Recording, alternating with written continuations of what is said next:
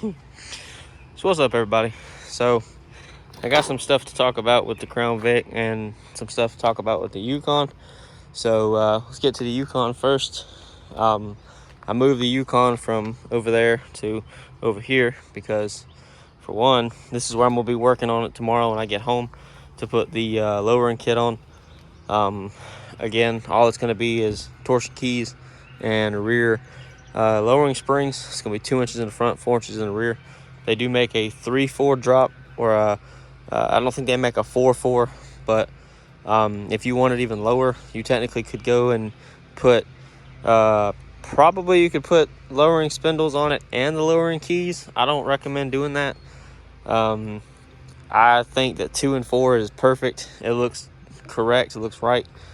They may not look lowered because of the tires I have, because they're not very skinny. I've seen a lot of lowered SUVs like mine that have really, really small sidewalls, and they look a lot lower than they really are, and I don't like that. I like to be able to know that if I hit a pothole, I have a pretty good chance of the wheel surviving.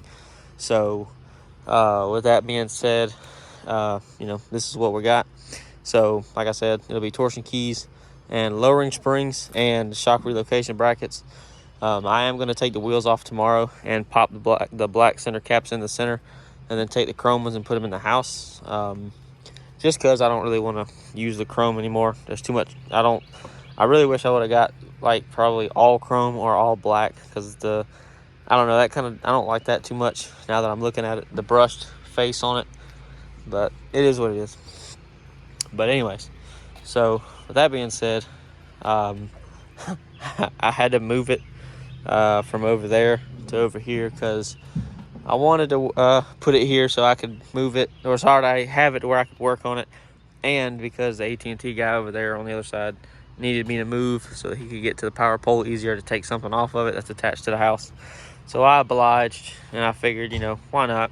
I saw the local water guys staring at my Yukon, so I figured I'd drive by, let them look a little bit harder and break their neck, but they're gone. So anyways, that's enough of the Yukon. I've had my fun with it. So anyway, back to the Crown Vic. So I got the Crown Vic running. Runs somewhat good.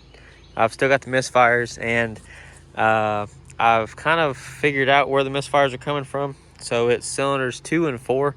It was cylinders 1, 2, and 4, but I put all the new electrical connectors for the coil packs and the injectors on yesterday, except the number 4, which is all the way at the back, because I drove that car yesterday, and the number 4 cylinder is right near the coolant hoses, and I wasn't trying to get burned, same as today.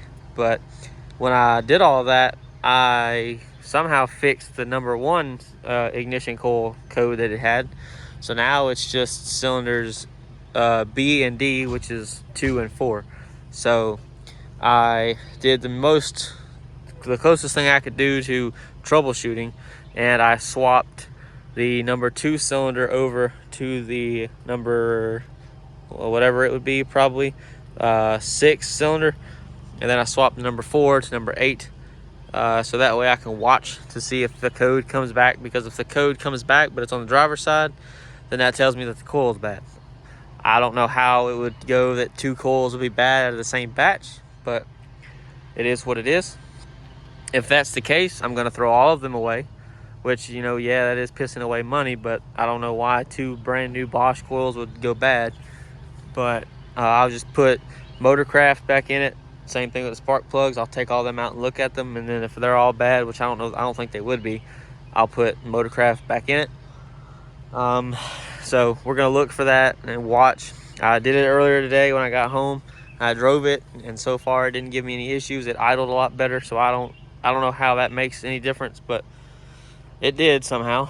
But I've also got the tag light assembly coming, because the socket that the bulb goes in, it's got a short, so when you barely touch it, it makes the light go out and go in and out, and I'm not a fan of that. So I bought a new one, and then I bought a new grill as well.